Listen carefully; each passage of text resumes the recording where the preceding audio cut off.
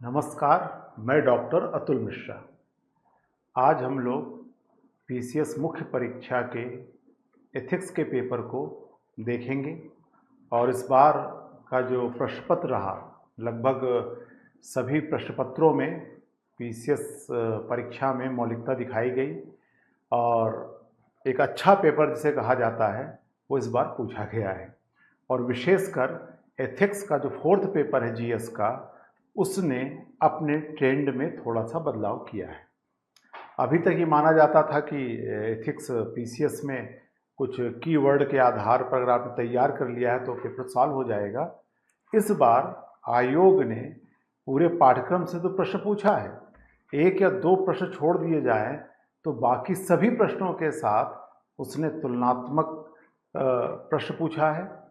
सभी प्रश्नों के साथ उसने ये भी किया है कि आप व्यवहारिक रूप से उसे प्रशासन में किस तरह से प्रयुक्त करेंगे। तो आज हम लोग इस जीएस फोर्थ पेपर को देखते हैं और कोशिश यही रहेगी कि कम समय में हम लोग सभी प्रश्नों पर चर्चा कर लें और साथ में इसके जो मुख्य बिंदु हो सकते हैं इसके उत्तर पर उस पर भी बातचीत कर लें। कुल 2 सेक्शन हैं और 2 सेक्शन में पहले सेक्शन में 10 प्रश्न हैं और बाद के सेक्शन में भी 10 प्रश्नों को शामिल किया गया है। और प्रकृति के आधार पर जैसे कि आईएएस के मुख्य परीक्षा एथिक्स में केस स्टडी ज़्यादा पूछी जाती है, इसमें 2 ही केस स्टडी पूछी गई, लेकिन साथ में जिन प्रश्नों का स्वरूप इस तरह बनाया गया है कि कहीं ना कहीं वह केस स्टडी से संबंधित हो और विद्यार्थी को उत्तर देते समय अलग अलग जो परिस्थितियां हैं उसके आधार पर निर्णय लेना पड़े। बहरहाल हम लोग इसको सॉल्व करते हैं। देखिए, सिविल पहला प्रश्न है, सिविल सेवा के निम्नलिखित भूमिका का परीक्षण कीजिए। अब देखिए, नीतिपरक आचार संहिता और कार्य संधि। अब इसमें जैसे ही ये जब एथिक्स का फोर्थ पेपर सम्मिलित हुआ, सम्मिलित होने में के पीछे जो मुख्य कारण रहा है कि हमने शासन तो कर लिया, लेकिन अब सरकार को अपनी व्यवस्था को बनाए रखने के लिए, विकास करने के लिए सिर्फ शासन नहीं चाहिए, अब उसे सुशासन चाहिए। हमें अंतर पता होगा। शासन का सीधा सा अर्थ जो हम लोग सामान्यतः समझते रहते हैं कि आपने नीति बनाया, फिर उसका क्रियान्वयन किया और क्रियान्वयन करने का जो मुख्य आधार था संसाधनों का वितरण देखना पड़ता है। जो आपके संसाधन हैं उसका आपने मैक्सिमम यूटिलाइजेशन किया कि नहीं किया, तो एक प्रकार से ये शासन करता है। फिर उसको वितरण करने के बाद फिर संवाद की स्थिति, अर्थात जिन नागरिकों के लिए, जिनके लिए पॉलिसी बन रही है, जिनके लिए शासन हो रहा है, उनके साथ एक तारतम्यता संवाद बना के रखें। फिर आया नहीं सुशासन। आप शासन तो करेंगे, नीति बनाए, क्रियान्वयन करेंगे, लेकिन अपनी पूरी क्रियाकलाप में आप इस तरह से काम करेंगे कि लोगों का विश्वास आप पर बना रहे। तो यहाँ पर तो दूसरा आया, उसके बाद आया सुशासन, गुड गवर्नेंस की बात होने लगी। गुड गवर्नेंस में आपको अपनी पूरी प्रक्रिया को पारदर्शी इस तरह बनाना है कि लोगों का भरोसा, तो उसमें पारदर्शिता चाहिए। और उसके बाद उत्तरदायित्व, फिर संवेदनशीलता। ये जो प्रक्रिया आई शासन से सुशासन की ओर, उसने मेन काम क्या किया? उसने ये किया कि अब आपने पूरी प्रक्रिया को अधिकतम जितना हो सके उसे पारदर्शी बनाया। वो अंग्रेजों का शासन नहीं है कि जो कह दिया फिर आप ना प्रश्न पूछ सकते हो ना आप उनसे सवाल कर सकते हो। तो यहाँ आप इसे देखिए, आरटीआई इसका एक एग्जाम्पल हो सकता है। अब तब भी काम नहीं बन रहा था। अब आया कि अब नैतिक शासन की बात आने लगी कि शासन तो हो लेकिन नैतिक शासन। अब शासन से ये अपेक्षा नहीं भाई आप नीति बनाइए, क्रियान्वयन कीजिए, अपने को पारदर्शी उत्तरदायित्व बनाइए, लेकिन शासन करते समय नैतिक मूल्यों का भी समावेश होना चाहिए और शासन ईमानदार नजर आना चाहिए, सत्यनिष्ठा होनी चाहिए। अब देखिए, तब उसमें ये सब अब नैतिक गुण आ गए। अब प्रशासन सत्यनिष्ठा पर आधारित होना चाहिए, ठीक, सहिष्णुता होनी चाहिए, आप में अभिव्यक्त होना चाहिए, इस तरह से करुणा कमजोर वर्गों के प्रति, इस तरह। उसी क्रम में अगर हम देखें तो पूरा जो जीएस का जो 4th पेपर है वो इसी पर आधारित माना जाता है। अगर हम देखें प्रश्न का भी इसी आधार देखें, पहला है नीतिपरक आचार संहिता। आचार संहिता इसका है कि कोड ऑफ कंडक्ट। उन्होंने कहा है कि भाई कोई भी ऐसे नियम बनाए जाते हैं कि जिनका पालन करना किसी भी कंपनी में, प्रशासन में आवश्यक होता है कर्मचारियों के या फिर जो वहाँ पर काम करने वाले लोग हैं। तो आपके आचरण के नियम बना दिए गए तो वो हो गया आचार संहिता के तौर पे आ गया। लेकिन उसमें अगर एक शब्द आ गया जिसमें कि नैतिक आचार संहिता, इसका मतलब है कि आपसे अपेक्षा की जाती है कि जो भी लोग आएंगे आप उनकी बातों को सुनेंगे। मान लिया आप स्टेशन पर हैं तो उनकी बातों को सुनेंगे, ये आपका आचरण होगा। लेकिन सुनते समय आप संवेदनशीलता दिखाएंगे, उनकी बातों को सुनते समय आप उनके समानुभूति महसूस करेंगे, उसके प्रॉब्लम को आपने महसूस किया, आप निर्णय करेंगे, आप जो उससे बातें करेंगे उस पर सत्यनिष्ठा होगी। जब हम किसी के कर्मचारियों के व्यवहार में नैतिक सिद्धांतों को लागू कर देते हैं तो वो नीतिपरक कहलाने लगता है, अर्थात मॉरल कोड ऑफ कंडक्ट हो गया। भाई आपका आचरण तो है ही है, कंडक्ट जो आपका है, जो काम करने का तरीका, व्यवहार, वो तो है ही है, लेकिन यहाँ पर नहीं। और इसकी ज़रूरत कहाँ पड़ी? इसके लिए। तो इसी पर अलग अलग सिद्धांत के आधार पर आपको परीक्षा में जो ऐसे सवाल आते हैं तो आपके लिए सरल हो जाता है कि अगर आपको 1.5-2 शब्दों में उत्तर देना है और उसमें से 2 हिस्से हैं तो लगभग 70-80 शब्दों में आपको आंसर देना, तो आप इसकी व्याख्या सरल ढंग से कर सकते हैं। दूसरा आता है वर्क कल्चर। इसमें 2 शब्द हैं, वर्क और कल्चर। और देखिए रोचक बात है कि जो चौथा सवाल है आगे आकर 2 चीज़ों पर है, नीति आचार संहिता और दूसरा आचरण संहिता। तो वहाँ पर दोबारा इस प्रश्न से मिलता जुलता प्रश्न है जिस पर हम लोग आगे और विस्तार से बातचीत कर लेंगे चौथे प्रश्न के साथ, जिसमें कि उन्होंने कोड ऑफ एथिक्स और कोड ऑफ कंडक्ट दोनों को एक साथ तुलना करके पूछा है। अब आते हैं वर्क कल्चर। अब देखिए इसमें 2 शब्द हैं,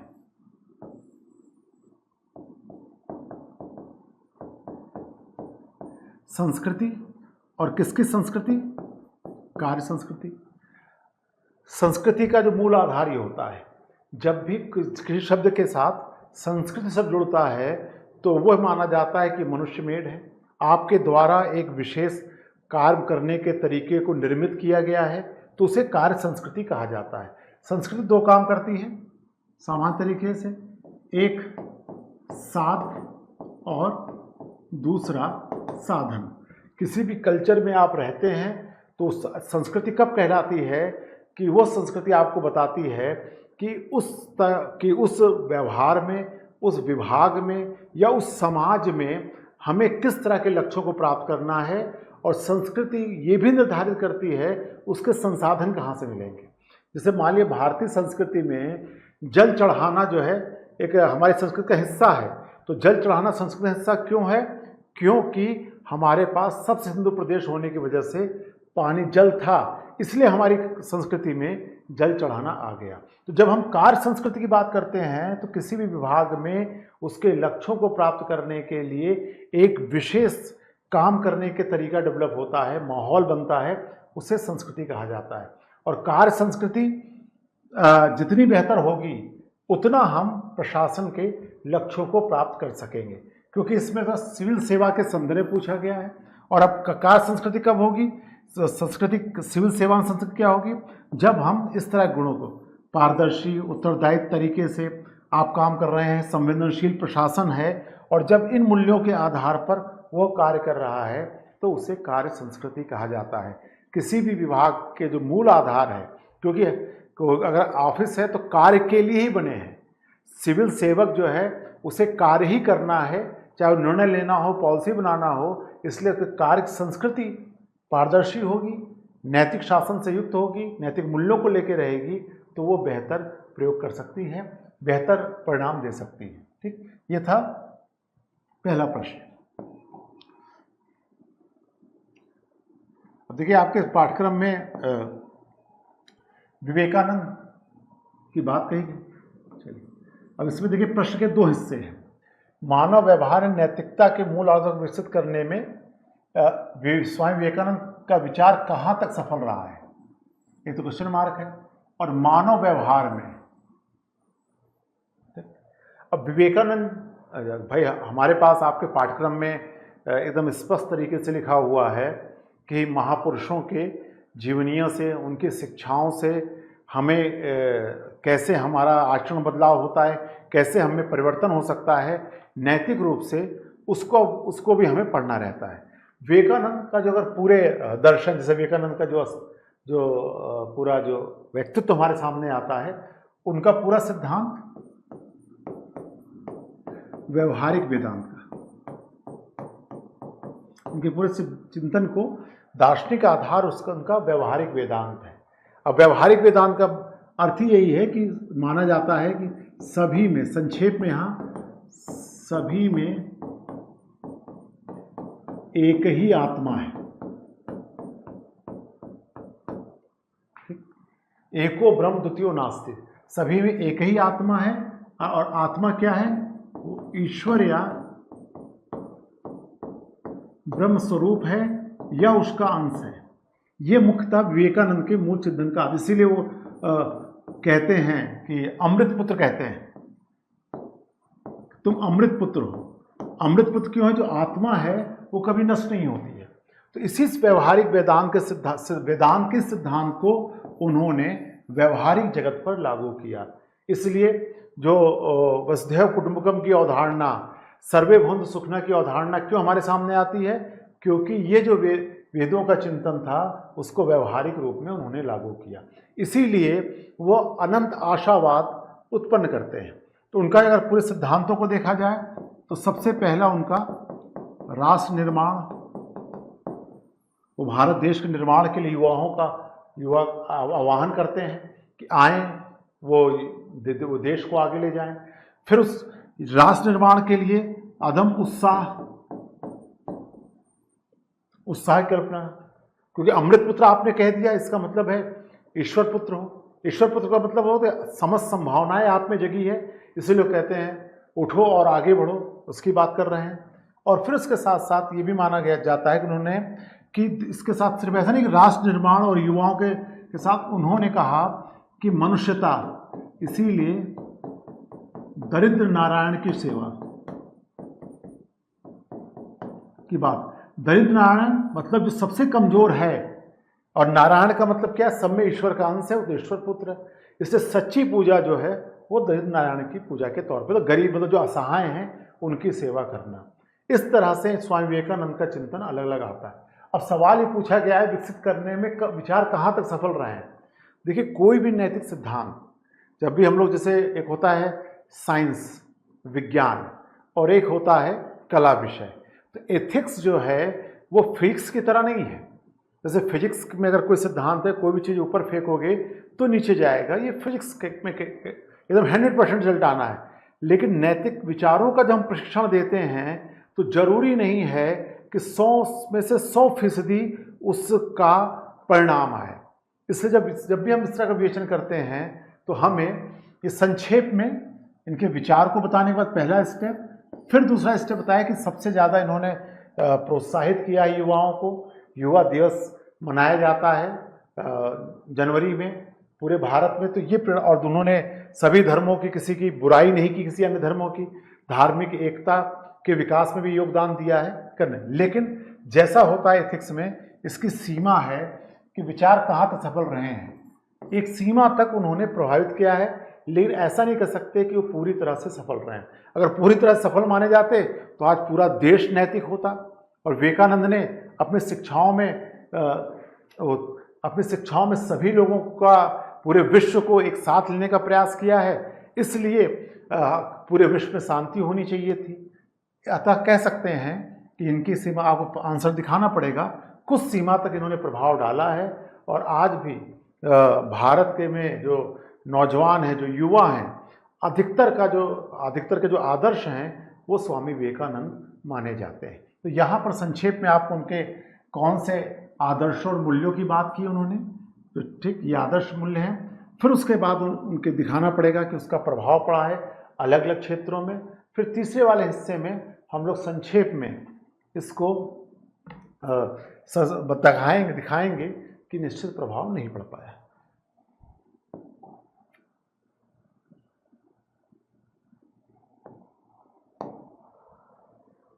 फिर अगला हिस्सा है, उन विभिन्न कौशलों की चर्चा कीजिए जिसके द्वारा एक लोक सेवक कानून के नियमों के प्रति जनता की प्रतिबद्धता को बढ़ा सकता है। अगर हम देखें कौशल वो और किसमें, एक लोक सेवक में। अब इसमें इन्होंने कहा है कि दो हिस्से, कौन कौन से वो कौशल हैं जिससे एक लोक सेवक कानून के प्रति जनता की प्रतिबद्धता को बढ़ा सकता है। अब इन कौशल भाई से अलग अलग, अब अगर इसका अंतर करने, कभी कभी आपको परीक्षा में स्पष्ट आंसर देने के लिए ये देखना पड़ता है कि आखिर कौन से ऐसे हैं जो एक मान लो एक शिक्षक है, यहाँ पर शिक्षक और एक लोक सेवक है, तो दोनों में कुछ गुण तो कॉमन होंगे, कुछ कौशल सामान्य होंगे, लेकिन कुछ कौशल ऐसे होंगे जो लोक सेवक में विशेष रूप से पाए जाते होंगे। इसी आधार पर हम लोग यहाँ कह सकते हैं कौशल, पहला तो वो खुद का नेतृत्वकर्ता का गुण उसमें होना चाहिए, क्योंकि जो अगर लोक सेवक है, इसका मतलब अगर आप प्रशासनिक पद पे बैठे हैं तो आपको नेतृत्वकर्ता के तौर पर अपने को प्रस्तुत करना होगा। इसका मतलब क्या है कि आप जिन कानून प्रति लागू करना चाह रहे हैं उसको आपको स्वयं व्यवहार में लाना और उसके साथ साथ लोगों को प्रेरित करना है। इसलिए इसमें क्या होगा, फिर संवाद, क्योंकि आप व्यवहार में लाएंगे और लोगों को प्रेरित करेंगे, तो प्रेरित दो तरीके से होंगे, आपके नेतृत्वकारी गुण से होंगे, फिर संवाद के माध्यम से, कम्युनिकेशन स्किल से कहा जाता है कि कम्युनिकेशन है तब जाके आप प्रेरित करने को। तो ये है, तो आप भाई मान लो कि हेलमेट लगा के चलना चाहिए, तो आपको ऐसा दिखाना चाहिए आप स्वयं, और अपने अगर आप स्वयं दो पहिया वाहन से चल रहे हैं, कार चल रहे हैं, तो आप बेल्ट लगा रहे हैं, तो एक तरह से ये नेतृत्वकर्ता गुण आ जाएगा। और दूसरा सिर्फ अपने व्यक्तिगत मामला नहीं होता, हम सबको प्रेरित भी कर रहे हैं, आपके विभाग के सभी लोग इसका पालन कर रहे हैं, इसका मतलब है आप उनको प्रेरित कर रहे हैं। फिर उसके बाद अगर कोई अब जनता की प्रतिबद्धता को बढ़ा सकता है, ठीक, अगर कोई समस्या आ रही है, ठीक, जो कहते हैं ना कि अगर आपको सामने प्रॉब्लम आ जा रही है और अगर कानून के प्रति अगर कोई विशेष परिस्थिति आ रही है, अगर मान लो कोई सड़क पर जा रहा है और जाते समय यदि वो बहुत जल्दी में था, उसके पास किसी बीमार को लेके जा रहे हैं, तो अगर वो हॉर्न तेजी से बजा रहा है या कभी कभी वो नियमों का इतना उल्लंघन कर रहा है कि इससे कोई खतरा नहीं पैदा हो रहा है, तो अगर आप सामने समस्या आ रही है तो आप उस समस्या का समाधान करने का कौशल होना चाहिए। होता ना, जैसे लचीलापन थोड़ा सा आना चाहिए, क्यों, क्योंकि आपके समस्या को समाधान कौशल होना। ठीक, तो कौन कौन से कौशल हो गए, तो ये तीन महत्वपूर्ण गुणों की चर्चा करनी चाहिए जिससे कानून नियमों के प्रति आपकी जनता जब आपको भरोसा करती है तो वो धीरे धीरे, जैसे कभी कभी लोग प्रयोग भी करते हैं कि अगर कोई हेलमेट का चालान करने के बजाय उसको एक नया हेलमेट ही दे दिया। इसके साथ साथ अब कौन सा हो जाएगा, अब जो नए दौर में आपको जो सोशल मीडिया का प्रयोग हो, अगर आपको कानूनों के प्रति जो जानकारी है वो सोशल मीडिया के माध्यम से लोगों तक किस तरह पहुंचानी चाहिए, अगर आपको मैसेज खुद नहीं बना, लेकिन जिनसे संदेश बनवाने उन पर लोगों का भरोसा कैसे आ जाए, तो सोशल मीडिया स्किल का आपको पालन करना चाहिए। तो मुख्यतः इस तरह के, अब देखिए जब समय रहता है तो और ज़्यादा स्किल की चर्चा हो सकती है, लेकिन मुख्यतः एक लोक सेवक अगर इन चीज़ों को कर रहा है तो, और फिर लोग अलग से जोड़ सकते हैं कि जनता के साथ संवाद, ठीक, एक संवाद ये है जब अपने काम करने लोगों को प्रेरित करना, और दूसरा ये है कि सामान्य से जागरूकता, और जागरूकता के साथ लोगों से सीधे संवाद करना, सो कर सकते। तो आप इस तरह के संक्षेप में उल्लेख कर सकते हो। देखिए जब इस तरह के प्रश्न आते हैं, टेक्निकल सिलेबस बहुत बड़ा एथिक्स का नहीं है, उसमें आपको ये देखना पड़ेगा कि जो लोक सेवक के गुण हैं, जिन तरह के मूल्यों की बात होती है, उन मूल्यों में से कौन से ऐसे मूल्य हैं जो जनता की प्रतिबद्धता को, जो जनता पे ज़्यादा प्रभाव डाल सकते हैं, उसका सीधा उल्लेख यहाँ पर करने की आवश्यकता पड़ती है। ठीक, अब इसके बाद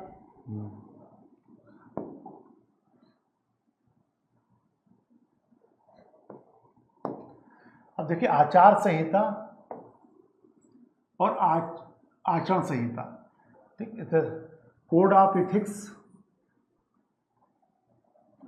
कोड ऑफ कंडक्ट, COU। अब देखिए इसमें क्या पता है, थोड़ा एक तो ये था आचार संहिता, आचरण संहिता, फिर व्यवहारिक प्रभाव क्या है और अनुप्रयोगों की उदाहरण द्वारा स्पष्ट कीजिए। अब देखिए जैसे ही हम कहते हैं कि जैसे नैतिक आज संहिता की बात आ गई, इसका मतलब नैतिकता यहाँ आ गई, और यहाँ पर आचरण मतलब आपके उस नैतिकता के आधार पर आपके आचरण क्या होने चाहिए, ये दोनों का अंतर होता है। जैसे बड़ा सही तरीके से क्या है कि जैसे अगर नैतिकता की बात करें तो यहाँ सिद्धांत है, यहाँ आदर्श है, यहाँ सिद्धांतों का समूह है या आदर्श का समूह है।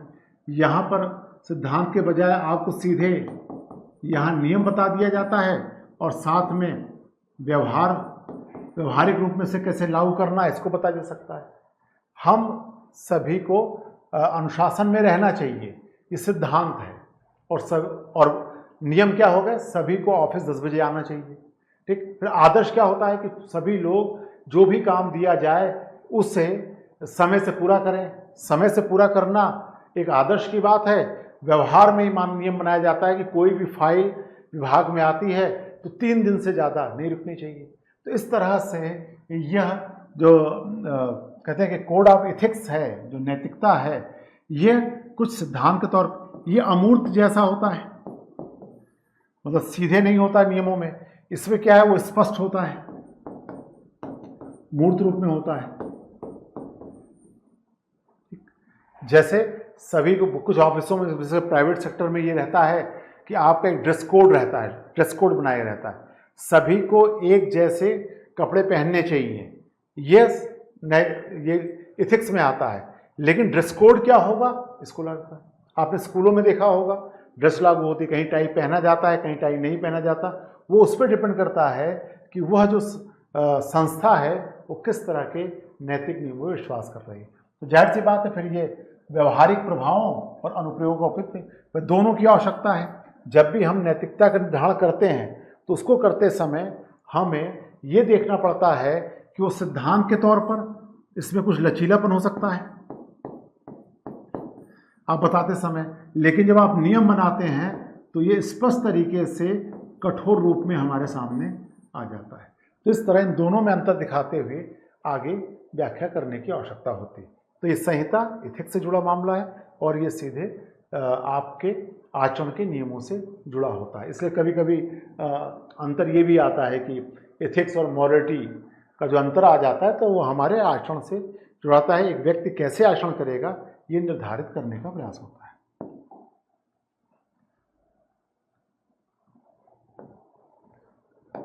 अब देखिए, शासन व्यवस्था पास करने के लिए सूचना के अधिकार अधिनियम कहाँ तक प्रभावी है। जाहिर सी बात है इसको 2005 से आए हुए हो गया है। सूचना के अधिकार से आप पहले तो जो सामान्यतः पारदर्शिता बढ़ती है, और जब पारदर्शिता बढ़ेगी, कहीं भी अगर ऐसा होगा जहाँ भी अगर आपको इस बात का आधार है कि हम सामने वाले की कार्यप्रणाली को जान सकते हैं। भाई जैसा शुरू में ही मैंने कहा था कि जब सुशासन की बात आने लगी, सुशासन का मुख्य आधार इसको माना गया सूचना के अधिकार को। अब जब आप सामने वाले की क्रियाकलापों को जान ले रहे हैं तो इसका मतलब पारदर्शिता आ गई। पारदर्शिता से आगे फिर जैसे होगा फिर उत्तरदायित्व आ जाएगा। पारदर्शिता उत्तरदायित्व आते ही जाहिर सी बात क्या है कि यह भ्रष्टाचार रोकने में बहुत बड़ी भूमिका निभाता है। तो इस सामान्य से जो परिचय है इसे देने के बाद अब एक प्रश्न कहाँ तक प्रभावी है। एक बार बड़ा अच्छा एक लाइन मिलती है कि जो सूचना का अधिकार है इतना तो देता है कि आप गटर का ढक्कन उठाकर गंदगी देख लें, लेकिन उस गंदगी को साफ कैसे करना है अभी ये सूचना के अधिकार में प्रभावी नहीं हो पाया है। इसका अर्थ क्या हुआ भाई, आपको सूचना मिल गई कि यहाँ समस्या है, यहाँ घोटाला हुआ है, लेकिन इसके बाद की प्रक्रिया कई सामने चुनौती पेश करती है।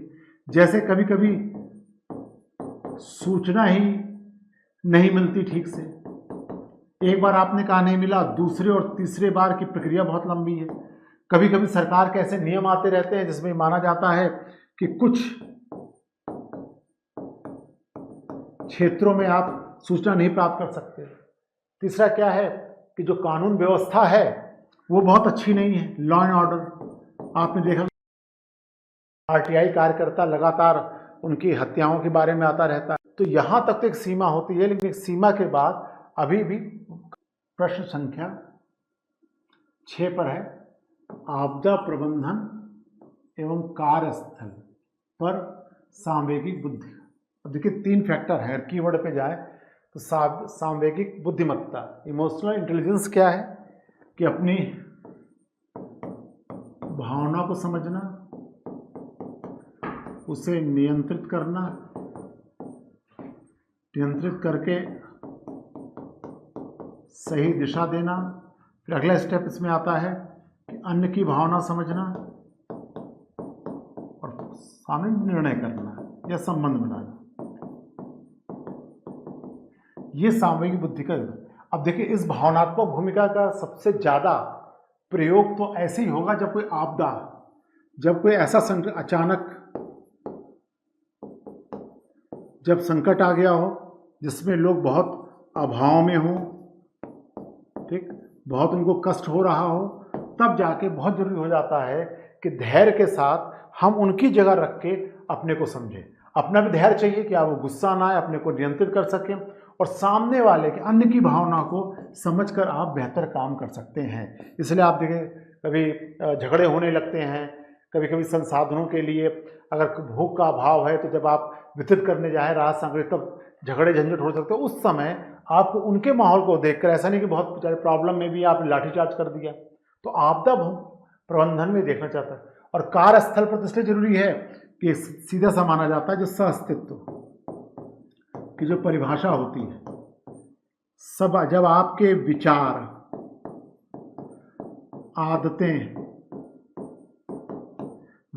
आदतें, इच्छाएं, ये सब अलग अलग हो फिर भी साथ रहना सहअस्तित्व कहलाता है। इसलिए कार्यस्थल पर हमेशा ऐसा होगा।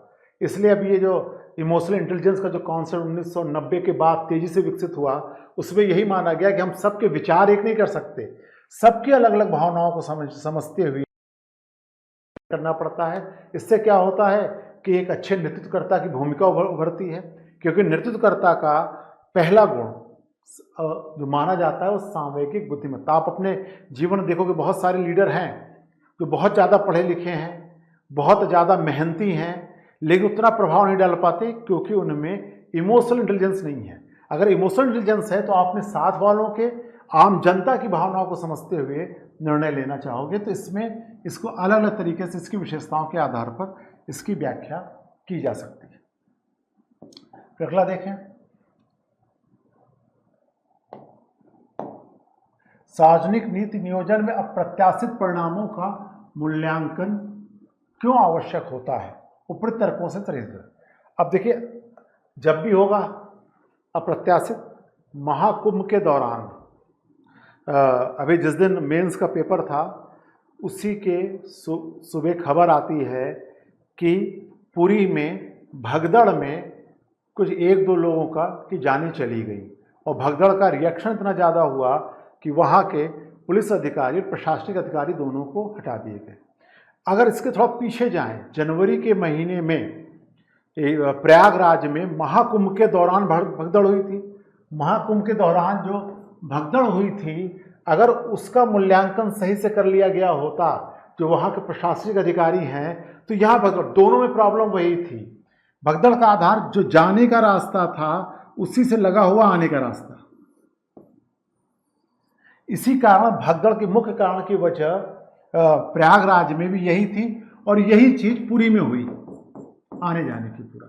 इसीलिए शायद ये प्रश्न पहले बना लिया गया था कि अप्रत्याशित परिणामों का मूल्यांकन क्यों आवश्यक है? पहला तो इसीलिए कि दोबारा अगर कोई घटना ना घटे, आपकी योजना से अप्रत्याशित तो योजना से अलग कोई निर्णय आ जाए। फिर दूसरा, नीति बनाते समय उसका ध्यान रखना चाहिए। फिर उसके साथ ये भी है कि भविष्य के लिए भाई दोबारा ऐसा घटना ना घटे, इसका मूल्यांकन होगा। और भविष्य के लिए एक रोल मॉडल की आवश्यकता पड़ती है, क्योंकि जो अप्रत्याशित घटने वाली घटनाएं हैं वही सबसे बड़ी चुनौती रहती है। इसीलिए जब भी आप देखें, प्रशासन पहले से ही मान के चलता है कि अधिकतम ये हो सकता है, अचानक ही हो सकता है, लेकिन उसके लिए भी तैयारी पहले से चाहिए। तो आप ये दो उदाहरण बताकर समझा सकते हैं कि किस तरह से इसका करता है। फिर अगला है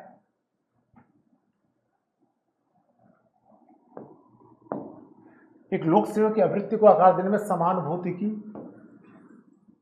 ये जनता के साथ अंतर क्रिया को कैसे बढ़ा सकता है। अब देखिए, जो एम्पैथी है, समानुभूति, इसका जो शाब्दिक अर्थ आ रहा है वो आता है कि दूसरों की भावना महसूस करना।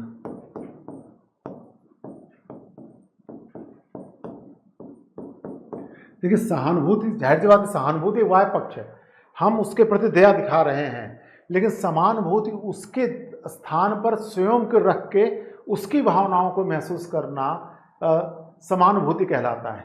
अब ये समानुभूति हो जाएगी तब हमारे लिए थोड़ा सा, अब एक लोक सेवक क्या करेगा, जनता के साथ उसके अंदर कैसे बढ़ा सकता है। अब जनता अपनी समस्या लेकर आती है, तो सबसे बड़ा जो कहते हैं कि आरोप जो लगता रहा है लोक सेवक को, इसलिए इसका जो नौकरशाह जो शब्द इस्तेमाल होने लगता है, उसका प्रयोग क्यों होने लगा?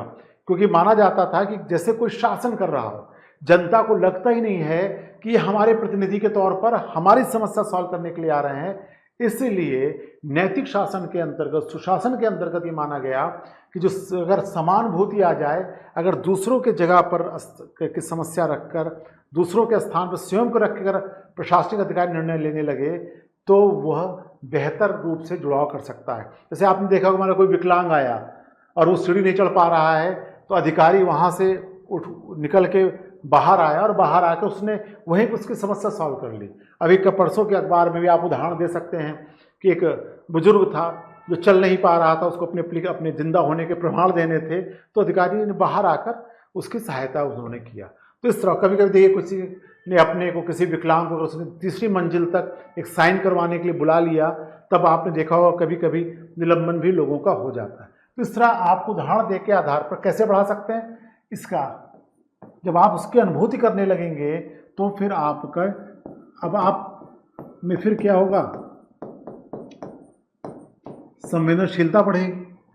समानुभूति से ही संवेदनशीलता आएगी, संवेदनशीलता आएगी तो अपने आप सहिष्णुता का भाव आ जाएगा, सहिष्णुता का भाव आ जाएगा तो आप उसकी समस्या को महसूस कर सकेंगे और फिर निर्णय लेंगे। तो इस तरह समानुभूति धीरे धीरे पूरे परिप्रेक्ष्य में एक कुशल प्रशासन को और बेहतर कर सकती है। अगला सवाल है,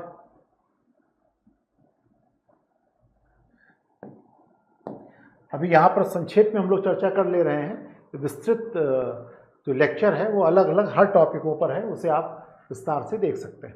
अब यहाँ पर आते हैं कमजोर वर्ग से लोग से सहिष्णुता और करुणा। देखिए, जैसे इसका अभी हमने चर्चा की करुणा, सहिष्णुता, शाब्दिक अर्थ होता है सहना। सहना का अर्थ होता है क्या, कि अब सहना मतलब कि आप कोई रिएक्शन नहीं कर रहे, आप मतभेद के बावजूद प्रतिरोध नहीं कर रहे, लेकिन ये अपने आप में पर्याप्त नहीं है जब तक इसके साथ करुणा। कभी कभी हम लोग एथिक्स में पढ़ाते समय बड़ा अच्छा जिक्र आता है कि बड़े काम करने के लिए गुणों का कॉम्बिनेशन चाहिए, एक गुण से बड़े। जैसे कोई बहुत ईमानदार है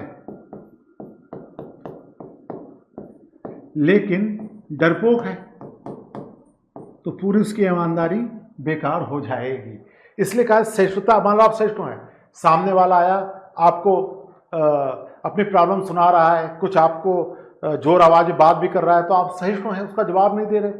लेकिन अगर आप में करुणा नहीं है तो आपकी सहिष्णुता निष्फल हो जाएगी। सामने वाले के आप मतभेद के बावजूद आप उसकी बात सुन रहे हैं एक लोक सेवक के तौर पर।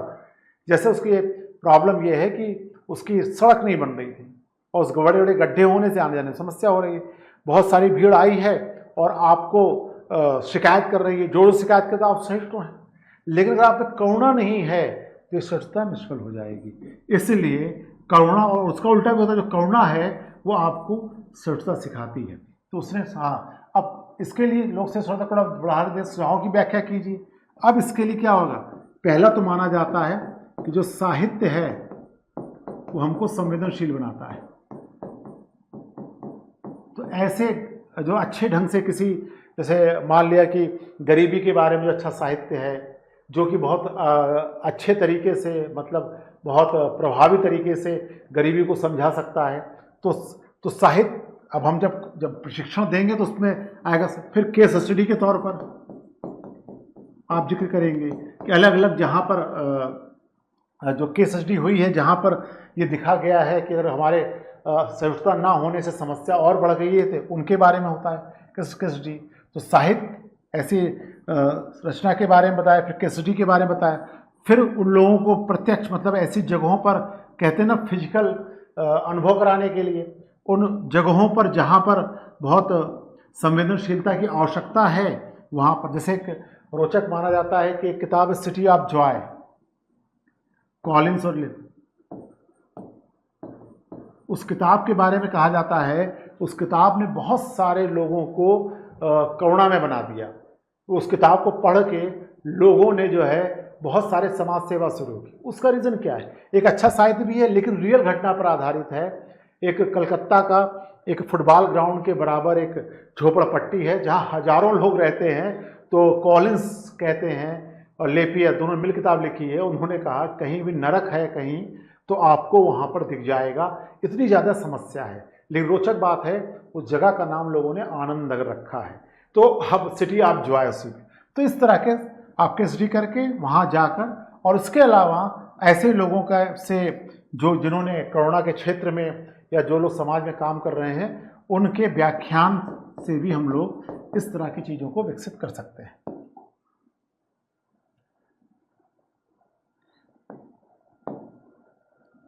फिर अगला सवाल है, लोग सब अलग अलग पृष्ठभूमि, अलग दृष्टिकोण वाले लोग साथ काम करते हैं या आप कैसे सुनिश्चित करते हैं व्यावसायिकता बनाए रखते हैं, उनकी आवश्यकताओं की पूर्ति की जाए। अब देखिए, इसमें देखने में लगता है कि अलग अलग, सीधा सा है कि हमारे जो गुण हैं लोक सेवक के तौर, यदि आप सत्यनिष्ठा का पालन कर रहे हैं, आप उत्तरदायित्व ले रहे हैं, ठीक, इसके साथ साथ आप में करुणा है, ठीक, आप इसके अलग अलग आप कमज़ोर वर्गों के प्रति सहिष्णु हैं, फिर आप में इम्पैथी और सिंपैथी दोनों है, तो अगर देख तो उसमें समानुभूति, ठीक, सहानुभूति। अगर ये अक्सर अलग पृष्ठभूमि के अलग साहब, अब देखिए इसमें क्या है, अगर ये आप पालन कर रहे हैं तो इसमें ज़्यादातर समस्या का समाधान किसी पृष्ठभूमि का कोई व्यक्ति होगा, अलग अलग होगा। लेकिन अगर आप अपनी ईमानदारी से पालन कर रहे हैं तो उसकी समस्या का समाधान आप कर सकते हैं। हाँ, इसके साथ जरूरी होता है कि विशेष परिस्थिति में, इसीलिए आप एक संवेगात्मक बुद्धिमत्ता जिसकी हम लोग बात कर रहे थे, ठीक, जो संवेगात्मक बुद्धिमत्ता है वो इसका थोड़ा सा प्रयोग करेंगे तो हम लोग ये अंतर कर लेंगे कि हम लोग सत्यनिष्ठा का पालन कर रहे हैं और सबके साथ एक समान व्यवहार कर रहे हैं, लेकिन भावनात्मक समझ होने से क्या होगा कि हम अगर अलग अलग पृष्ठभूमि के लोग हैं उनके साथ हम थोड़ा सा अलग व्यवहार भी कर सकते हैं। इसके लिए इसी लोक सेवकों में अलग से इन गुणों को माना गया। जैसे सहिष्णुता का गुण आ जाएगा। अगर मान लो किसी कल्चर में जोर से बोलना है, जैसे यूपी में ही, पश्चिमी उत्तर प्रदेश में कभी कभी उसी को ठेठ भाषा में बोलना कहते हैं, तो अगर आप इस बात को समझ रहे हैं अलग पृष्ठभूमि के और आप में संवेदनशीलता सहिष्णुता है तो आप इस बात का बुरा नहीं मानेंगे। तो इस तरह इन गुणों के आधार पर इस समस्या, ऐसा नहीं कि कोई अलग से कोई ऐसा नियम बनाना है इसके लिए, बस आपको इन गुणों का पालन करना है और साथ में अपवादिक तौर से इन जो अलग पृष्ठभूमि के लोग हैं उनके साथ अलग व्यवहार किया जा सकता है।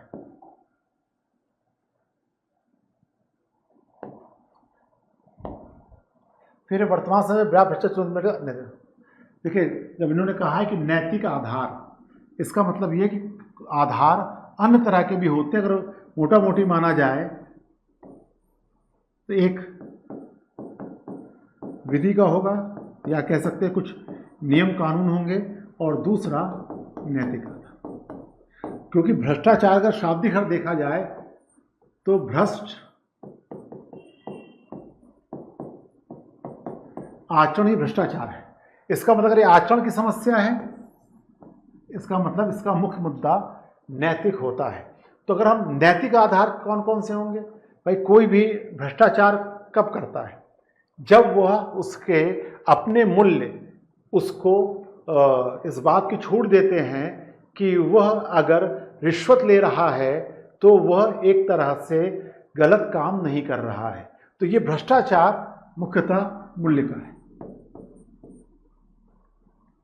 ठीक, तो हमें मूल्य पैदा करने पड़ेंगे। मूल्य पैदा करने के लिए अलग अलग प्रशिक्षण की भी आवश्यकता पड़ती है। और प्रशिक्षण में क्योंकि नैतिक मुद्दा है, विशेष समाज सापेक्ष है, तो इसमें सामाजिक दबाव भी काम होता है। मूल्य के तौर पर आप उसकी अलग से समय है तो उसकी व्याख्या से भौतिकवादी मूल्य। जब लोग कहते हैं जीवन में पैसे कमाना ही या भौतिक सुख सुविधाएं अगर मूल्य पैदा कर दिया है तो हो सकता है कि भ्रष्टाचार के मौके ज़्यादा आ सकते हैं। जैसे कहते हैं कि आज से करीब आज से 40 या 50 साल बाद पहले एक घटना घटती है कि एक व्यक्ति अपना नल ठीक कराने जाता है तो अधिकारी उसका नल ठीक करा देता है, तो वो कुछ 10 या 20 पैसे उसको देने लगता है। तो वो सामने वाला जो अधिकारी है वो कहता है, अरे बाल बच्चे वाला इंसान हूँ, अगर ये हराम कमाई लूँगा तो मेरा क्या होगा। वो पैसे लेने से मना कर देता है। और आज ज़्यादातर आप ये सुनने मिलता है, लोग कहते हैं बाल बच्चे वाला आदमी हूँ, अगर रिश्वत नहीं लूँगा तो काम कैसे चलेगा। इसका मतलब है ये मूल्य का मामला आ जाता है। इसलिए हम लोग नैतिक मूल्य में परिवर्तन करना, फिर उसका प्रशिक्षण करना, फिर सामाजिक दबाव बनाने का काम होता है। फिर आपको अपने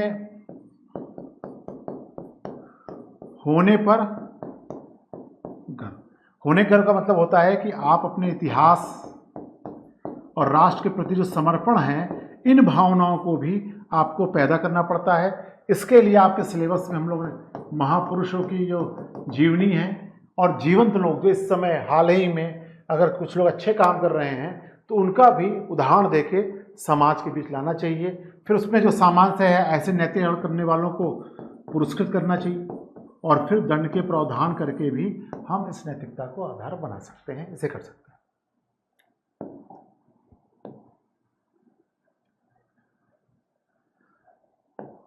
फिर अगला लोक कार्य सिविल। हाँ, ये तो स्वरूप क्या होगा, या आपके सिलेबस का ही सीधा स्थापित मामला है, क्योंकि इसमें ज़्यादातर मामलों में वो जो सेवा मूल्य जैसा बताया गया, सत्यनिष्ठा, इसके चर्चा पहले भी हम लोग कर चुके हैं कि सत्यनिष्ठा है, उत्तरदायित्व है, कार्यकुशलता, निष्पक्षता, सेवा भावना, कमजोर वर्गों के प्रति सहिष्णुता, ये पूरी चीज़ें इसमें आ जाती। स्वरूप क्या होना चाहिए, सत्यनिष्ठा आ गया। फिर पारदर्शिता, आपके काम करने में पारदर्शी तरीके से काम कर रहे हो, उत्तरदायित्व लेना आना चाहिए इसके पहले, ठीक। सेवा भाव होना चाहिए, अगर सेवा भाव नहीं है तो फिर होता अपने व्यक्तिगत और सामाजिक जीवन में लोग कैसे करें। मेन हिस्सा अगला है, व्यक्तिगत और सार्वजनिक जीवन में इन मूल्यों को कैसे करोगे। अब देखिए, व्यक्तिगत जीवन, इसको हम लोग, एक होता है आत्मनिष्ठ दृष्टिकोण, एक होता है वस्तुनिष्ठ दृष्टिकोण। तो हम जब भी सार्वजनिक जीवन में रहेंगे तो हम वस्तुनिष्ठ तरीके से व्यवहार करेंगे। वस्तु मतलब जो सबको एक जैसा नजर आ जाए। और व्यक्तिगत जीवन में हम लोग आत्मनिष्ठ दृष्टिकोण से चीज़ों को करते हैं। एक बड़ा छोटा सा उदाहरण मिलता है कि श्याम बेनेगल, या हाँ, उसमें एक संभवतः उन्हीं का उदाहरण है कि वो फिल्म बन रही थी इंदिरा गांधी पर। तो इंदिरा गांधी फिल्म बनते समय उनसे कहा गया कि आप प्रधानमंत्री कार्यालय पहुंचते हैं, पहुंचने के बाद नेहरू जी की तस्वीर लगी, आप साड़ी के पल्लू से उसे साफ कीजिए, ऐसा कहा जाता है।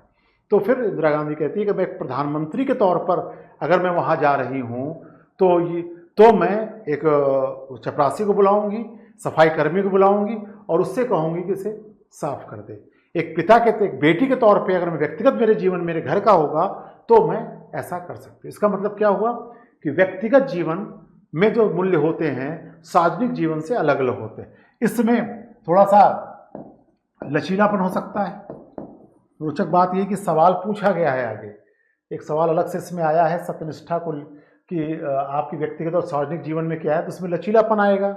इसमें जो है आप जो नियम है इसमें लचीलापन नहीं रहेगा, ठीक। इसमें आप कठोरता से पालन करेंगे, इसमें न्याय, ठीक, न्याय पर आपको ज़्यादा ध्यान देना होगा।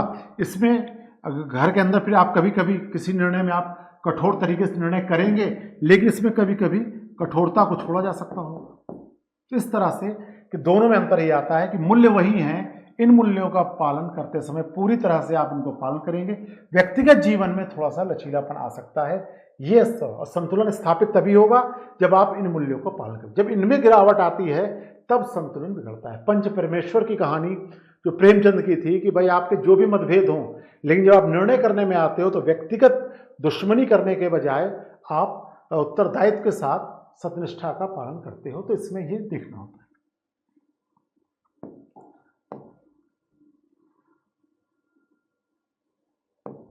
अगला है शासन साक्ष्य का नैतिक आधार क्या है? परिणाम निरपेक्ष और परिणाम सापेक्ष। देखिए, जब शुरुआत में होता है कि पूरे जो नैतिक निर्णय हैं इनको दो हिस्सों में बांटा जाता है कि ऐसे नैतिक कर्मों के जो मापदंड हैं वो दो आधार है। एक होता है परिणाम सापेक्ष, एक होता है परिणाम निरपेक्ष, ठीक। ये परिणाम सापेक्ष है, ये परिणाम निरपेक्ष। तब यहाँ पर जैसे कोई कर्म, जैसे बहुजन हिताय बहुजन सिखाए, ये परिणाम सापेक्ष है। वो निर्णय उचित है जो परिणाम बहुतों का हित भला कर रहे हो। इसके साथ साथ अगर किसी को काम करने से किसी को खुशी मिल रही है तो उसे नैतिक माना गया। दूसरी तरफ भगवत गीता का कांट ये कहते हैं ड्यूटी फॉर ड्यूटी, आप अपने कर्तव्यों का पालन करो परिणाम चाहे जो हो। तो ये कहा जाता है, कांट ने भी इसे कहा है कर्तव्य के लिए कर्तव्य सिद्धांत। इसके साथ शुभ इच्छा का सिद्धांत भी आता है कि भाई हम अपने अंतर विवेक के आधार पर अच्छे संकल्प लेकर काम कर रहे हैं तो हमें करना चाहिए। लेकिन नैतिक दृष्टिकोण से अगर आप प्रशासन में, शासन व्यवस्था में आपका दोनों का संतुलन चाहिए। आप सिर्फ मान लिया कहीं पर लाठी, किसी को भी लाठी मारना ठीक नहीं, लेकिन कभी कभी भीड़ को कंट्रोल करने के लिए आपको लाठी चार्ज करना आवश्यक है। आप ये नहीं कह सकते हो कि नहीं किसी को लाठी चार्ज करना, बल प्रयोग करना ठीक नहीं है। तो ये निरपेक्ष और सापेक्ष, तो दोनों का संतुलन चाहिए। आपको दिखाना पड़ेगा नैतिक आधार क्या है शासन व्यवस्था का निष्पादन का। परिणाम को ध्यान में रख के आपको काम करना पड़ता है, लेकिन ये देखना पड़ता है कि कहीं ऐसा ना हो कि आपके किसी नैतिक नियमों का उल्लंघन हो जा रहा है। तो इसमें आपको एक नहीं हो सकता है कि हम सिर्फ गीता का पालन करेंगे, कर्तव्य ड्यूटी फॉर ड्यूटी। इसमें यह भी देखना होता है कि कुछ संशोधनों के बाद आपको परिणामों को भी ध्यान में रखकर काम करना। वैक्सीन के दौरान जब संकट में फंसा था तब हम लोगों ने देखा था कि कभी कभी आपको जबरदस्ती जो है वह कड़ाई करके भी लोगों को घरों में रोका गया था, फिर लोगों को वैक्सीन जबरदस्ती लगाई गई थी। तो इस तरह से हम इसे दोनों के संतुलन की आवश्यकता होती है और ये दोनों के अलग अलग महत्व रहते हैं।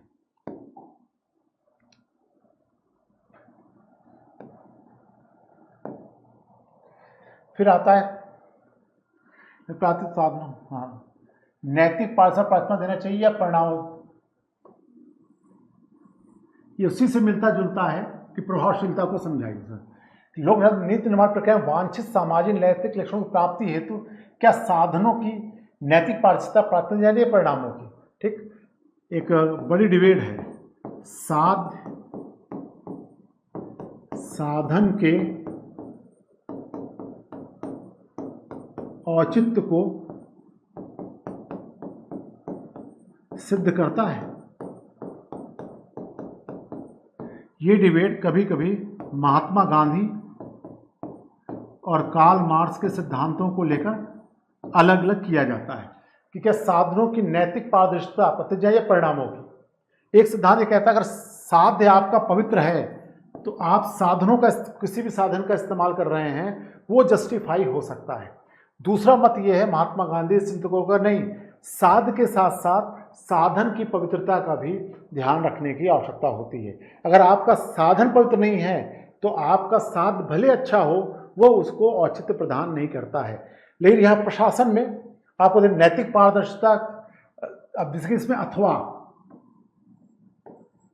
में 2 धन 2 बराबर 4 व्यवहारिक जीवन में इस तरह का नहीं होता है, तो मुख्यतः इसमें जो निर्णय की ओर आगे बढ़ेंगे कि परिणामों की प्रभावशीलता को आप महत्व दें।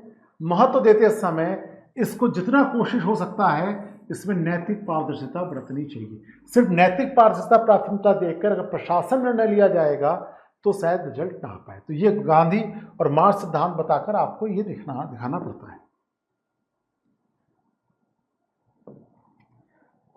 रोचक केस स्टडी है ये, जिसमें ये बताया गया है कि एक महाविद्यालय है, वहाँ पर जो लड़कियां हैं, जो महिलाएं हैं, उनके लिए जो शौचालय है वो साफ नहीं रहता है। ऐसी कंडीशन में आप क्या करेंगे? तो देखिए केस स्टडी जैसा ही है, और लेकिन सरलता से अगर आप हैं तो सबसे पहला आपको यही दिखाना पड़ता है कि आपको उसे एक इस बात की नोटिस के साथ साथ क्या होता है, पहले तो आप देखिए नोटिस देना, क्योंकि आपको जानकारी मिली है, और यथा स्थिति को जानना, ये दोनों एक जुलता जुलता है। यथा स्थिति जानना, यथा स्थिति जानने के बाद आपने संज्ञान लिया, संज्ञान लेने के बाद आपको नोटिस देने की आवश्यकता पड़ी। अब देखिए होता क्या है कि जब हम लोग केस स्टडी को सॉल्व करते हैं तो उसमें कि पहली चीज़ यही कि नोटिस के बाद यथास्थिति आपने बनाई, यथास्थिति आपने जानकारी लिया, जानकारी लेने के बाद अब आप उसको निर्देश देने की स्थिति में होते हैं कि समस्या ठीक करें। अब इसमें अगला है, अब ये सिर्फ मान लिया आपने नोटिस दिया, समस्या ठीक हो गई, ये एक्शन लेने की स्थिति में आता है। लेकिन इसके साथ साथ आपको क्या करना होगा, लोगों को जागरूक किसे करना होगा, छात्राओं को। जैसे अगर ये छात्राएं हैं तो इनको पहले तो जागरूक किया, लेकिन एक बार एक्शन लेने के बाद पहले और दूसरे स्टेप ये हो गए, तीसरा स्टेप हो गया इनको जागरूक करना। अब जागरूक करने के बाद दोनों है, मान लीजिए जागरूक भी हो गए, और जागरूक होने के बाद जब इन्होंने जवाब दिया, जवाब देने वगैरह इनके पास संसाधन नहीं है, तो आप इनको सरकारी मदद का प्रावधान कर सकते हैं। ये आया। अब इसके बाद भी अब दोनों चीजें होंगी, जागरूक करने के बाद एक स्वतः सरकार से अलग छात्राओं और शिक्षकों या शिक्षिकाओं की एक समिति बन जाए जो इसका निगरानी करे, और शासन में भी इसकी निगरानी के लिए एक तंत्र मजबूत करना चाहिए। तो पहला स्टेप, दूसरा, तीसरा स्टेप ये आ गया, चौथा ये, और ये पांचवा ये। इस तरह से काम करना। तो यह आपको दोनों होगा, जागरूक करना, जागरूक करें, क्योंकि एक दिन की समस्या नहीं है, इस समस्या को आगे भी देखना होता है, इसे आप करना। और देखिए समस्या का स्वरूप जो सबसे अब केस स्टडी आती है, कम आती है, इसमें दोनों चीजें, आधार, नैतिक समस्या क्या है कि शौचालय साफ नहीं है और छात्राओं को समस्या हो रही है। ये दो बिंदु के आधार पर आपको व्याख्या करने की आवश्यकता पड़ती है।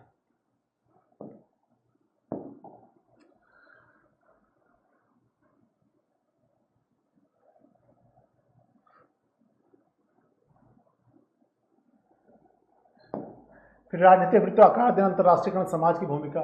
राजनीतिक अभिवृत्ति, अंतर्राष्ट्रीयकरण में समाज की भूमिका। अब देखिए एटीट्यूड क्या होता है। एटीट्यूड किसी विषय के प्रति हमारा जो दृष्टिकोण होता है, किसी विषय के प्रति हमारा या तो हम सकारात्मक, नकारात्मक, या तो भाई 3 तरह का व्यवहार होता है, उसे हम एटीट्यूड कहते हैं। किसी विषय के प्रति हमारा जो प्रतिक्रिया होती है, विशेष प्रतिक्रिया होती है, वो हमारा एटीट्यूड होती है। और यही प्रतिक्रिया अगर राजनीतिक विषयों पर है तो उसको पॉलिटिकल एटीट्यूड कहा जाता है। तो ये शुरू में आपको पॉलिटिकल एटीट्यूड, किसी पॉलिटिकल पार्टी, उसकी विचारधारा, उसके नेताओं को लेकर आपके जो सकारात्मक नकारात्मक प्रतिक्रिया होती है वो आपका एटीट्यूड हो जाता है।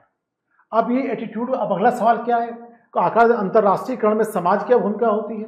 अब ये जो मुद्दा अगर आपने देखा कि मान लो फिलिस्तीन मुद्दा देखा आपने, पॉलिटिकल, तो ठीक है, फिलिस्तीन मुद्दे में क्या हो रहा है, फिलिस्तीन मुद्दे में हम रह रहे हैं भारत में, लेकिन हमें वहाँ के जो पॉलिटिकल एटीट्यूड है उसकी जानकारी यहाँ तक हो जा रही है। एक तंजानिया के राष्ट्रपति हुए हैं जूलियस नीरे, उन्होंने एक बार कहा था कि जब अमेरिका में इलेक्शन हो तो पूरी दुनिया को वोट देने का अधिकार होना चाहिए। क्यों होना चाहिए? क्योंकि अमेरिका की पॉलिटिक्स के बारे में जितना अमेरिकन वासी जानते हैं उससे ज़्यादा पूरी दुनिया जानती है। ये है पॉलिटिकल एटीट्यूड का अंतर्राष्ट्रीयकरण। ट्रंपवाद के बारे में हम यहाँ तक जान रहे हैं। और समाज की भूमिका इसलिए क्यों होती, क्योंकि भाई एटीट्यूड हमारा कैसे बनता है, हम जिस जाति समूह में रहते हैं, जिस वर्ग में रहते हैं, कोई एक समाज में जातियाँ हैं, वर्ग हैं, ठीक, कभी कभी ये वर्ग हो सकता है कि अमीर गरीब का भी हो सकता है। तो ये पूरे प्रभाव मिलाकर हमारा एक पॉलिटिकल एटीट्यूड बनाते हैं। और वर्तमान दौर में आप, पहले ये कम होता था, लेकिन अगर आप सोशल मीडिया आ गया है, ठीक, उसके बाद न्यूज़ चैनल्स, टीवी चैनल्स के अलग अलग आ गए हैं, इसके माध्यम से ये और तेजी से क्या होते हैं। इसका नेगेटिव अब आलोचनात्मक है, नकारात्मक कभी कभी होता है कि वास्तविक समस्या ना होते हुए भी समस्या बना दी जाती है। ये सब दूसरा क्या है कि जहाँ की समस्या नहीं है वहाँ के लोग प्रतिक्रिया देते हैं। जैसे जूलियस नीरे ने कहा ना कि अमेरिका में इलेक्शन हो रहा है, प्रतिक्रिया भारत में हो रही है, तो ठीक, ये अनावश्यक प्रतिक्रिया शुरू होती है। और इसको क्या है, और अंतर्राष्ट्रीयकरण होने पर इसको पूरी तरह से कंट्रोल किया जा सकता है। जैसे अभी किताब आई है नेक्सस, युवा नोआ हरारी की। नेक्सस में वो इसी बात को समझा रहे हैं कि कैसे सत्य को छुपाया जाता है मीडिया के माध्यम से। और अंतर्राष्ट्रीयकरण होने में सबसे पहले समाज के वो एटीट्यूड विकसित कर रहा है, और एटीट्यूड विकसित करने के आधार पर, जहाँ जात के आधार पर, कभी कभी धर्म के आधार पर, आपने देखा होगा धर्म के आधार पर कैसे पूरी दुनिया में एकजुटता आ जाती है। तो आपको इस तरह से चर्चा करने की हो सकती है।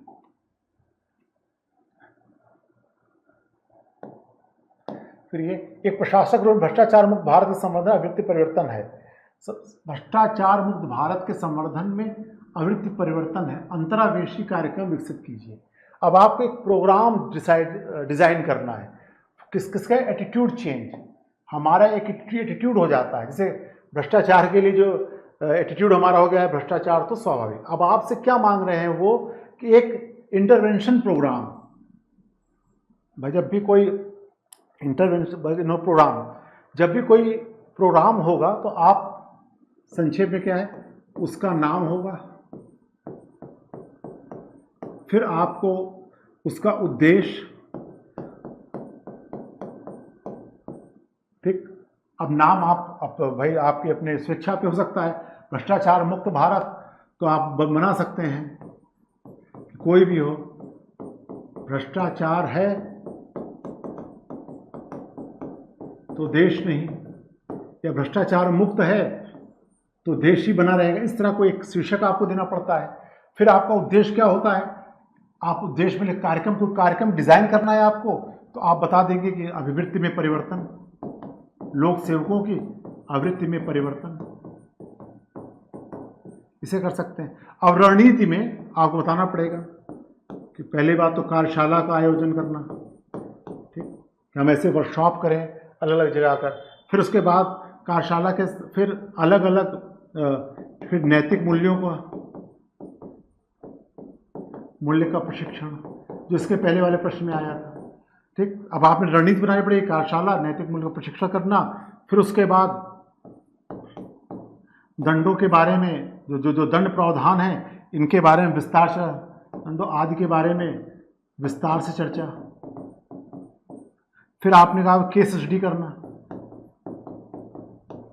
जगह जगह जाकर। तो इस तरह आप एक रणनीति बनाएंगे। फिर उसके बाद देखिए, कोई भी प्रोग्राम बनेगा तो उसमें फिर आप जोड़ेंगे, फिर मूल्यांकन का आता है, फिर एक मूल्यांकन, फिर हम देखेंगे इससे क्या परिणाम निकल रहे हैं और क्या क्या गलतियां हो सकती है, सिनॉप्सिस बनाने जैसा। फिर फाइनली आप एक निष्कर्ष के तौर पे लिखेंगे कि अगर ये चीज़ें हो जाएं तो मुक्त कर सकते हैं। तो क्योंकि देखिए आपके पास समय 5 से 10 मिनट का था, तो इसमें आपको एक है, इसलिए है ना सिनॉप्सिस, एक तरह से इसको रिसर्च में सिनॉप्सिस जैसा भी कहते हैं, लेकिन मुख्यतः यहाँ पर ये प्रोग्राम है जिसके आधार से क्या होगा कि संवर्धन अभिवृद्धि परिवर्तन, तो इंटरवेंशन। तो इससे धीरे धीरे, और देखिए जो इथिक्स पे जो रिपोर्ट बनाई गई उसमें अलग अलग तरह के विस्तार से दिया। इसलिए कभी कभी आप सोचते होंगे ना कि जो नैतिकता को लेके जो रिपोर्ट जारी हुई, हर बुक स्टॉल पे वो बिक रही थी, उस पर किताबें भी आ गई हैं, उसमें अलग अलग इस तरह के सलाहों को दिया गया है। कई तरह के वहाँ प्रोग्राम संचालित हुए हैं जिसका उल्लेख किया गया है, जिससे हम लोग यहाँ ले सकते हैं। ठीक, तो अगर आप उसमें देखेंगे तो इसी तरह की डिज़ाइन है, और इस तरह के प्रश्नों को करने के लिए एक बार वो रिपोर्ट्स पढ़नी जरूरी रहती है।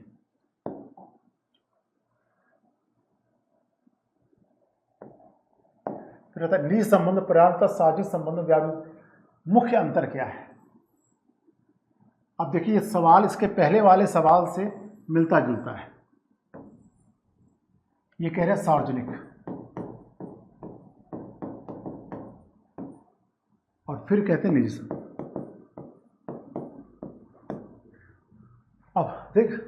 अब इसमें क्या अंतर होता है? भाई सार्वजनिक जगह पर है, इसका मतलब है कि आपके जब भी आप सार्वजनिक जगह पे होंगे तो उसके जो मूल्य हैं वो अलग अलग तरीके से, जैसे सार्वजनिक न्याय, समानता, सुंदरता, प्रेम, स्नेह।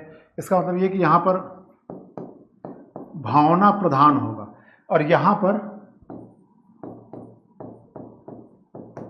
भावनाओं को समझते हुए सही दिशा देना है। इसीलिए यहाँ पर इमोशनल इंटेलिजेंस की जरूरत पड़ती है। इसमें भावना मतलब भावुकता की जरूरत पड़ती है पारिवारिक मामलों में। ये हो गया। अब इसमें जाहिर सी बात है, इसमें लचीलापन होगा, इसमें सार्वजनिक है तो आपको न्यायपूर्ण दिखाना पड़ेगा, पारदर्शिता का पालन करना पड़ेगा, समान। ठीक, अपने व्यक्तिगत आचरण, ठीक, जैसे भारत में कहा जाता है ना कि मन, कर्म, वचन से एक सत्यनिष्ठा व्यवहार में दिखानी पड़ेगी आपको। जैसे एक फिल्म आई थी 300, और वो हॉलीवुड की फिल्म थी। दूसरे पार्ट में एक बड़ा रोचक आता है, पिता अपने बेटे को मना करता है कि तुम्हें युद्ध में नहीं जाना है। ठीक, अगले दिन वो देखता है कि उसका बेटा युद्ध में आ गया, लड़ रहा है। शाम को युद्ध खत्म होता है तो इस योद्धा का मित्र उससे पूछता है, तुम्हें अपने बेटे पे गुस्सा नहीं आ रही है? वो तो तुम्हारे मना करने के बाद भी वो युद्ध में आया हुआ है। तो उसने कहा, सुनो, मैं गुस्सा हमेशा दुश्मनों के लिए रखता हूं, अपनों के लिए नहीं रखता। ये है सार्वजनिक। अगर युद्ध करना है तो शत्रुओं पे गुस्सा दिखाएगा, लेकिन अपने निजी जीवन में एक लचीलापन आता है, जिसमें भावनाओं को महसूस करना। बहुत ज़्यादा नियमों का पालन तो होता है, लेकिन इस बात का ध्यान रखा जाता है कि नियमों का पालन करते समय कोई सार्वजनिक नुकसान ना हो रहा। अगर सार्वजनिक नुकसान हो रहा है तो फिर कठोरता का पालन निजी संबंधों में भी किया जा सकता है। इसलिए निजी संबंध पर्यावरण मित्रता में और व्यापार राजनीति में प्रोफेशनल, इसलिए कहते हैं व्यावसायिक, प्रोफेशनल, व्यावसायिक होना। मतलब हम आपके व्यक्तिगत मामलों में नहीं फंसेंगे, बल्कि सार्वजनिक रूप से जो बेहतर होगा उसे करने का वो प्रयास करेंगे। इसलिए कभी कभी सार्वजनिक जीवन में जो लोग बहुत ज़्यादा काम करते हैं, उनके व्यक्तिगत जीवन हो सकता है उतना अच्छा ना रहा हो। महात्मा गांधी से उनके बच्चे नाराज रहते थे क्योंकि वो सार्वजनिक जीवन में अपने उन मूल्यों से पीछे नहीं हटते थे जिन मूल्यों को वो सच मानते थे। तो आप इसमें निजी और सार्वजनिक जीवन के इस अंतर को देख सकते हैं। इसमें भावना है, यहाँ इसमें बहुत उनका समझते भी, इमोशनल इंटेलिजेंस की जरूरत यहाँ ज़्यादा है। यहाँ पर भावनाओं को समझने की आवश्यकता रहती है। ठीक, अगला, एक व्यक्ति, ठीक भाई, किसी का देखिए दो चीज़ है। जो मान लो कोई मूल व्यवहार है, विश्वास व्यक्त के विरुद्ध हो सकता है। अर्थात अगर कोई व्यक्ति सामान्यतः बहुत अहिंसक है, उसका मूल व्यवहार अहिंसक है, तो क्या हो सकता है कभी वो हिंसा कर दे? हम कहेंगे हाँ हो सकता है। क्यों? जैसे मान लो कि कोई व्यक्ति कभी हिंसा नहीं किया है उसने, और वो एक जगह जाता है और उसको संकट है, उस पर कुछ चोरों ने आक्रमण कर दिया है, मतलब उससे छीन झपटा कर रहे हैं, उसके परिवार नुकसान पहुंचा रहे हैं, तो हो सकता है कि वो अहिंसक ना हो, लेकिन वहां वो हिंसा कर सकता है। हमने देखा होगा विपरीत परिस्थितियों में कोई व्यक्ति शाकाहारी है, जैसे एक प्लेन दुर्घटना के बारे में कहा जाता है कि वहां पर प्लेन जो है 40 से ज़्यादा दिनों तक बर्फ में रहा, तो वहां पर जो शाकाहारी थे, जब मांसाहारी, ऐसी बात आती है कि उन्होंने मांस तक खाया, यहाँ तक कि ये भी था कि जो लोग मर गए थे उनके मांस का भी उपयोग हो सकता है, किया गया। इसका तो सही से उपयुक्त तर्कों सहित उत्तर दीजिए। ये विषय है कि मूल व्यवहार हो सकता है, विशेष परिस्थितियों में उसके व्यवहार में परिवर्तन हो सकता है, हाँ, लेकिन ये अपवादिक रहेगा। हमेशा ये जरूर लिख दीजिएगा, ऐसा व्यवहार अपवादिक माना जाता है, उसके चरित्र के साथ जोड़कर नहीं देखा जा सकता। ठीक, यहाँ संक्षेप में हम लोग बातचीत कर रहे हैं, विस्तार से हम लोग अलग अलग प्रश्नों पर आगे भी चर्चा करेंगे। फिर है युवाओं का पर्यावरण सोशल मीडिया रेट। देखिए, एक रोचक ये मुद्दा हमेशा आता रहता है, कहीं रोड बन रही है तो रोड बनते समय पेड़ कट रहे हैं, इस तरह के बहुत सारे मुद्दे। अब देखिए, इसमें ध्यान क्या देना है, युवाओं द्वारा संचालित पर्यावरणीय आंदोलन, सोशल मीडिया, रैलियों और प्रभावकारी व्यक्तियों, देखिए वैज्ञानिक लोग आ गए, वैज्ञानिकों का सहयोग है, प्रभावशाली व्यक्तियों का सहयोग है, पर्यावरणीय आंदोलन है, ठीक, ये सब चीज़ें अच्छी हो रही हैं। अब इसमें कह रहे हैं उस समय के साथ इस आंदोलन सार्वजनिक समर्थन प्राप्त किया और सरकार ने बदलाव प्रस्ताव देने के लिए प्रेरित किया। एक सिविल सर्विस से निपटने के लिए आप क्या रूप अपनाओगे? जाहिर सी बात है, ये जो आखिरी सवाल है 20 वाला, इसमें ठीक, एक लोक सेवक, सही बात है, कोई पर्यावरण का मुद्दा है तो संवेदनशीलता है वो, और ये आंदोलन समाज के युवा कर रहे हैं, ठीक, इनको वो स्वीकार करेगा। स्वीकार करने का मतलब ये है कि इसको मान्यता देना। अब इसके साथ साथ ये भी देखेगा कि इसकी स्टडी कराना, रिपोर्ट, कि क्या जो कोई एक शब्द रोचक इसमें देखिए, केएसडी में टर्निंग पॉइंट ये है कि वो लोकप्रियता प्राप्त करता है। लोकप्रियता, कोई चीज लोकप्रिय हो और अच्छी हो जरूरी नहीं है, इसलिए जो अधिकारी के लिए पहला यही है कि संवेदनशीलता। भाई ऐसा नहीं है कि आंदोलन आप लाठीचार्ज कर रहे हो, ऐसा भी नहीं है कि आप अस्वीकार कर रहे हो, तुमसे क्या मतलब, तुम तो गवर्नमेंट के ना मंत्री हो, ना शासन में हो, तो ना तुम सचिव हो, ऐसा कुछ नहीं। आपने स्वीकार किया, उसका आवेदन लिया, प्रेरित किया, क्या प्रस्ताव देने के प्रेरित किया है, ठीक। अब आप इसको क्या, फिर उसके बाद रिपोर्ट आने के बाद फिर आप ये तय करते हो कि इसका अगला चरण क्या हो सकता है। हो सकता है कि ये लोकप्रियता से कोई निहित उद्देश्य छिपा हो, या जहाँ पे कभी कभी ऐसा होता है कि हमें कोई पर्यावरणीय जो मूवमेंट हैं वो, और साथ में विकास में विरोधाभास तो नहीं आ रहा है, और कभी कभी पर्यावरण और विकास में विरोधाभास हो सकता है, लेकिन देखना पड़ेगा कितने स्तर तक। जैसे उदाहरण के लिए, अगर कहीं रोड बन रही है और बीच में पेड़ आ रहे हैं, तो पेड़ को काटने से कार्बन डाइऑक्साइड का उत्सर्जन ज़्यादा होगा, लेकिन अगर ये रास्ते में पेड़ लगे रह गए और रोज अगर लंबा जाम लगता रहा तो कार्बन का उत्सर्जन और ज़्यादा होगा। तो ऐसे मौके पर पेड़ काटा जाता है, लेकिन उसकी शर्त क्या है, अगर कोई आप ऐसा काम कर रहे हो, पर्यावरण नुकसान पहुंचा रहे हो, शर्त यह है कि सतत विकास में वो योगदान कर रहा है कि नहीं कर रहा है। अगर वो सतत विकास में योगदान कर रहा है तो आप उसको स्वीकार कर सकते हैं। तो पर्यावरण के साथ ये देखना पड़ेगा, और बदले में ये होगा कि जहां भी इस तरह के इलेक्शन आ रहे हैं तो आप अलग जगह पेड़ लगा सकते हैं। तो भले ये पर्यावरण मूवमेंट है, लेकिन आंख बंद करके सिर्फ इस आधार पे आप स्वीकार नहीं कर सकते हो कि इसे लोकप्रिय है। आपको जांच करानी होगी, जांच में रिपोर्ट आ जाती है, तब इसमें आप वो करेंगे। तो आप इसके प्रति एक शीर्षक रूप से निपटने के लिए पॉजिटिव हो, स्वीकार करेंगे, फिर समय लेंगे, उसका अध्ययन करेंगे। अध्ययन करने के बाद फिर अपनी सिफारिश आप ऊपर पॉलिसी मेकर के तौर पर भेज सकते हैं। तो ये एक तरह से संक्षेप में, क्योंकि 20 सवाल हैं, इसको आपको 3 घंटों में करना रहता था, तो कोशिश ये की गई कि आधे घंटे 45 मिनट में इस पूरे पेपर की एक आउटलाइन आपको दी जा सके। और यह पेपर एक तरह से उत्साहजनक है। उत्साहजनक इसलिए है कि अब उत्तर प्रदेश जो आयोग है वो एथिक्स में भी ये अपेक्षा कर रहा है कि आप एक्शन को समझें, व्यवहार को समझें। आपके नेचर में जब तक आप अवचेतन मन में आप सोचने के ढंग में एथिक्स नहीं आएगी, तब तक इस तरह के प्रश्नों को सॉल्व करना कठिन हो जाता है।